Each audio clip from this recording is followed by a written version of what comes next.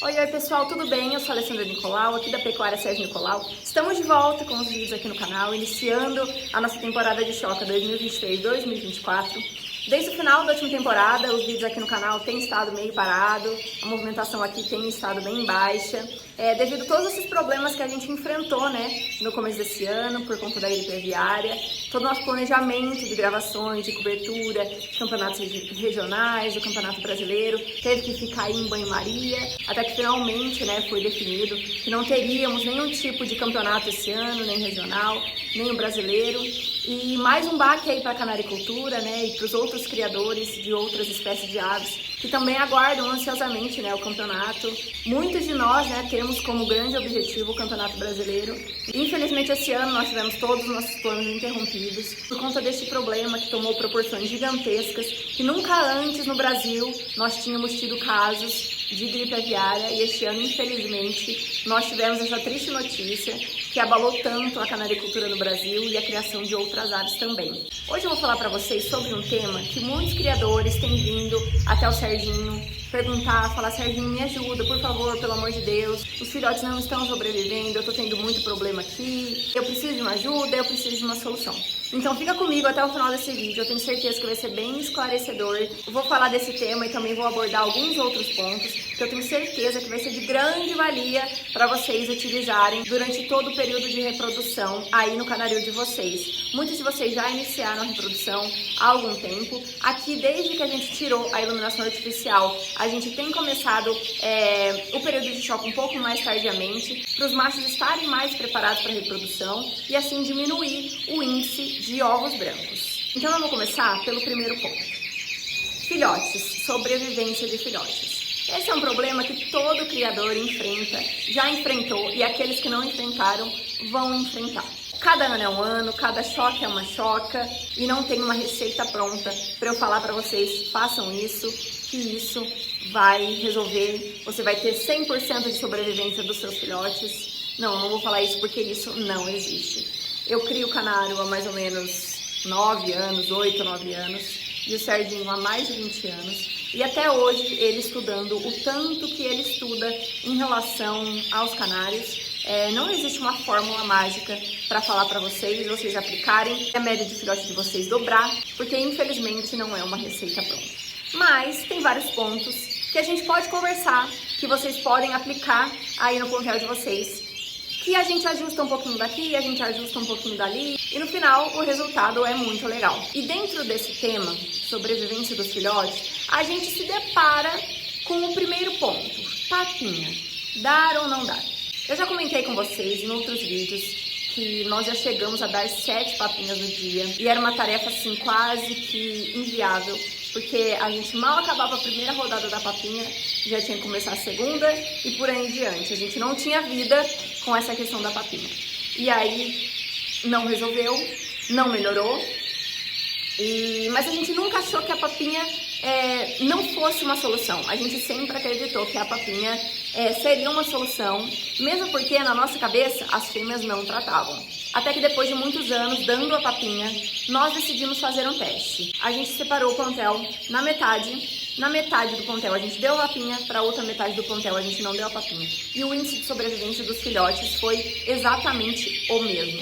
Não teve nenhuma diferença, não teve nenhuma oscilação, não teve nenhuma alteração. Foi exatamente o mesmo. Pra gente que tem essa quantidade toda de filhotes, foi um alívio muito grande, porque pra gente não precisar dar a papinha e esse tempo nós usarmos para otimizarmos algum outro ponto, seria muito interessante. Então foi isso que fizemos, paramos totalmente a papinha e vimos que além da papinha não estar ajudando, muitas vezes ela ainda atrapalhava nessa questão de sobrevivência dos filhotes. E aí você vai me perguntar: Alessandra, por que a papinha pode atrapalhar a sobrevivência dos filhotes? E eu vou te explicar o porquê. O canário é um animal que foi domesticado há muitos anos. E conforme os anos vão passando, eles vão perdendo ainda mais a sua rusticidade e as fêmeas vão perdendo a sua habilidade materna. Quando você dá a papinha para o filhote e ele fica ali com o seu papinho cheio e depois ele faz a digestão e fica com a barriguinha cheia, ele para de pedir o alimento para a fêmea. E aí nessa de parar de pedir o alimento para a fêmea ou diminuir a sua agitação ali em pedir alimento, isso é muito ruim. Porque a fêmea que já tem o seu metabolismo reduzido nos primeiros dias pós-eclosão dos ovos, vai levantar do ninho ainda menos, vendo que seus filhotes não estão agitados, vendo que seus filhotes não estão pedindo comida. E isso é muito ruim, porque o filhote de canário, ele precisa necessariamente da alimentação materna para sobreviver. Então não importa o número de papinhas que você dê ao dia, se o filhote não for tratado pela mãe, ele não vai sobreviver. Mas Alessandra, eu pego o ninho e todos os filhotes estão com o papo vazio. O que eu faço? Porque eu não posso deixar o meu filhote sem comida, certo? Concordo, o metabolismo da ave é muito acelerado e ela precisa se alimentar. Quanto mais tempo o filhote passa sem ser alimentado, mais propenso a doenças ele fica e mais prejudicada fica a sua sobrevivência. E qual que é a solução? Se a fêmea não trata e se a gente não pode dar papinha, porque além de não ajudar, a papinha muitas vezes atrapalha. O negócio é, a fêmea tem que tratar. E como que a gente faz a fêmea tratar do filhote? Primeiro, a gente estimula a alimentação dessa fêmea. A gente vai colocar, além da semente ou da estrusada, que é o alimento seco habitual da gaiola, a gente vai colocar a farinhada úmida necessariamente 2 vezes ao dia, tá? Logo pela manhã, o mais cedo possível. E depois do almoço, para que essa fêmea se alimente na parte da tarde e alimente seus filhotes, para que essa fêmea seja estimulada a se alimentar também na parte da tarde e trate do filhote no principal período, que é o período da tarde. Muitas vezes a gente pega o ninho pela manhã, vê que o filhote não está tratado e a gente fica desesperado, querendo já dar uma papinha, querendo fazer alguma coisa para que esse filhote seja tratado. Mas o período da manhã não é o principal período para a fêmea tratar do filhote. O principal período é na parte da tarde. Então, se você pega o ninho de filhote depois do almoço, e depois do almoço esses filhotes não estão tratados, aí sim você tem um problema, e não na parte da manhã. A gente pode enriquecer essa variedade de alimentos que vamos oferecer para as fêmeas que estão com filhote no ninho, com um alimento úmido. Pode ser uma maçã, pode ser um jiló, pode ser uma laranja, para a gente incentivar essa fêmea a sair do ninho, se alimentar e voltar para o ninho e tratar dos filhotes. E além da maçã, ou do jiló, ou da laranja, nós podemos entrar também com uma verdura verde escura de fibra longa, que pode ser uma couve, pode ser um almeirão e principalmente a chicória. Para quem consegue encontrar facilmente a chicória é uma ótima verdura de fibra longa que com certeza pode ajudar muito na estimulação da fêmea a se alimentar e também a tratar de filhotes, além de ser extremamente benéfico para o trato intestinal tanto da fêmea quanto do filhote. Outro ponto importante é, colocou a farinhada úmida dentro da gaiola, colocou a maçã, colocou a chicória, colocou o alimento para incentivar a fêmea a tratar do filhote, tira a fêmea do ninho, porque nos primeiros dias do nascimento do filhote, o metabolismo da fêmea ainda está muito lento. Então ela levanta muito pouco do ninho. Parece que a fêmea não acorda, né? Parece que ela está dormindo no ponto, mas é o metabolismo dela que ainda está muito lento, devido aos hormônios do choco. Então a gente tira essa fêmea do ninho, se possível, se tiver calor, deixa esse ninho uns 5 minutos fora, para que essa fêmea não volte ao ninho, para que essa fêmea se alimente. E assim ela possa voltar ao ninho já mais acordada, já bem alimentada e tratar de seus filhotes. Isso ajuda muito, tá? Se você tiver essa possibilidade de morar em um lugar quente e puder retirar esse ninho da gaiola por uns 5 minutos, isso ajuda muito. Você pode tirar o ninho da gaiola e colocar aqui. Colocar nessa região aqui para você saber da onde é que é o ninho e para você não se perder, para não tirar o ninho muito longe. Então você deixa o ninho aqui e após 5 minutos você volta esse ninho para dentro da gaiola sem problema algum. Mas não façam isso se você morar num lugar frio ou se o dia estiver muito frio, porque o filhote, por ser muito pequeno, ele perde temperatura muito fácil para o ambiente. Então, se o ambiente não está quente, esse filhote vai resfriar e o resfriamento do filhote pode trazer para ele consequências irreparáveis. Então, se você não mora num lugar quente, não façam isso. Isso é uma dica só se o dia estiver muito quente mesmo, acima dos 25 graus. Outro problema que muitos criadores relatam: o filhote nasceu, mas ele nasceu muito fraco. Isso pode ser decorrência de algumas doenças e também pode ser pela falta de umidade ideal no canil. Quando o tempo está muito seco, normalmente a gente observa uma perda maior de ovos cheios, de filhotes que não conseguem nascer por conta dessa umidade do ar que está muito baixa. Então, corrigindo essa umidade do ar, você pode fazer através de umidificadores de ambiente, tá? Mas tem que tomar cuidado também, porque o ambiente também não pode ficar muito úmido, porque um ambiente muito úmido também é propício de proliferação de fungos e bactérias no ambiente. Isso também não é nada interessante. Umidade corrigida e os filhotes ainda não estão sobrevivendo. Ainda estão nascendo muito fracos, não se desenvolvem, não abrem o bico para a fêmea tratar e aí acabam não sobrevivendo. O que eu posso fazer?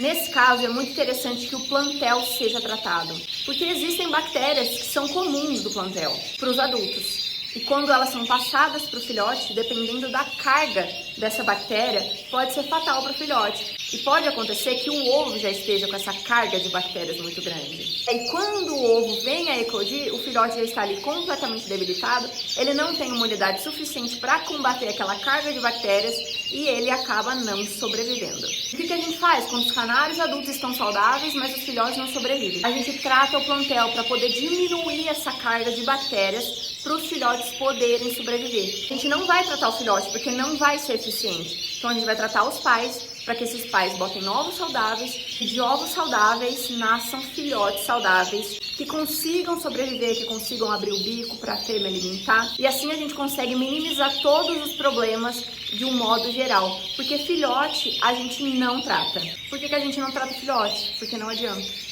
Porque não vai adiantar você colocar uma medicação ali na papinha para um filhote de 3 horas de vida que está super fraco, que não está conseguindo sobreviver através da alimentação. Nem a digestão ele vai conseguir fazer. Muito menos ter um tempo ali eficiente para essa medicação agir no organismo daquele filhote. Tratando todo o plantel, a gente reduz a mortalidade de filhote lá na frente. Depois de 13, 14, 15, 16 dias da postura desse ovo saudável, quando o filhote nascer e nascer saudável, conseguir sobreviver, a fêmea conseguir alimentar e ele conseguir chegar à fase adulta super saudável. O índice da sobrevivência dos filhotes nunca vai ser 100%. Por mais que a gente trate, por mais que a gente faça tudo da maneira correta, por mais que a gente faça um aperfeiçoamento em todos os pontos, mesmo assim, a taxa de sobrevivência não vai ser 100%. E isso é óbvio, porque nem numa maternidade neonatal, onde tem todos os recursos possíveis, onde tem oxigênio, onde tem medicação intravenosa, onde tem cirurgia para reparar anomalias e defeitos congênitos, a gente tem uma sobrevivência de 100%, quem dera num plantel, onde o filhote nasce com 2 centímetros, pesando pouquíssimas gramas, onde a gente não consegue aplicar o recurso de uma medicação intravenosa, onde a gente não tem UTI, onde a gente não tem oxigênio, e o recurso da cirurgia é completamente inviável.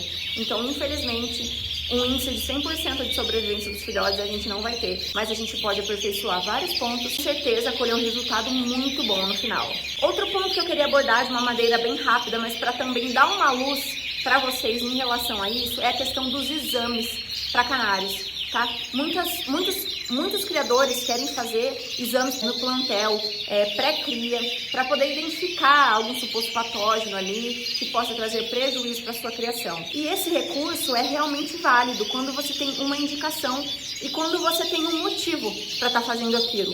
Por exemplo, eu vou colher um exame de fezes porque eu estou buscando um protozoário X nesse exame, ou eu estou buscando uma bactéria Y nesse exame. Se você colher um exame bem aleatório de fezes no seu canaril, você esperar que esse exame venha completo, identificando todas as patologias do canário e do plantel, isso é totalmente fora de cogitação, porque até para nós humanos que temos todos os recursos disponíveis, quando temos um problema gástrico, a gente não faz só um exame de sangue, a gente não faz só um exame de fezes, a gente faz muito mais que isso. A gente faz uma endoscopia, a gente faz uma colonoscopia, a gente faz uma tomografia, a gente faz uma ressonância magnética. E isso tudo para identificar um único problema. Ainda mais querer que todos os problemas sejam identificados em um único exame de fezes. Isso é totalmente inviável, isso é totalmente fora da realidade de qualquer espécie, de qualquer exame. Nenhum exame vai identificar todos os problemas que aquela pessoa tem ou que aquele animal tem. Então, muitas vezes a gente espera muito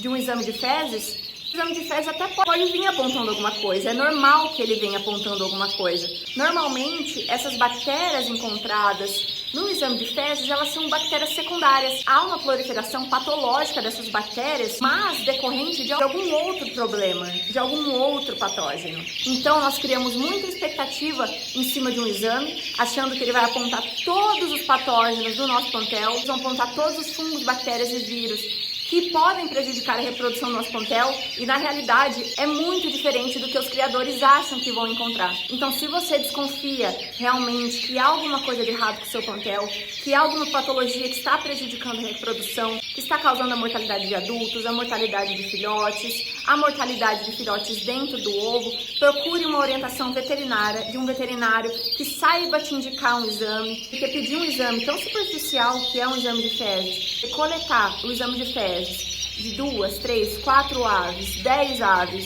e esperar encontrar a solução de um plantel inteiro, isso realmente é muito utópico. Espero que esse vídeo tenha ajudado você, criador. Se você tiver qualquer dúvida, pode deixar aqui nos comentários ou entre em contato com a gente pelos números de telefone que ou eu deixo aqui embaixo ou eu deixo na descrição do vídeo. Pode entrar em contato, tira suas dúvidas. Na medida do possível, a gente tenta responder todo mundo. Se a gente puder fazer pela canaricultura, pelo crescimento e pela divulgação da canaricultura, a gente está aqui para fazer. Muito obrigado por ter nos acompanhado até aqui. Se você ainda não deixou o seu like, deixe o seu like. Compartilhe com seu amigo criador e nós nos vemos no próximo vídeo. Tchau, tchau!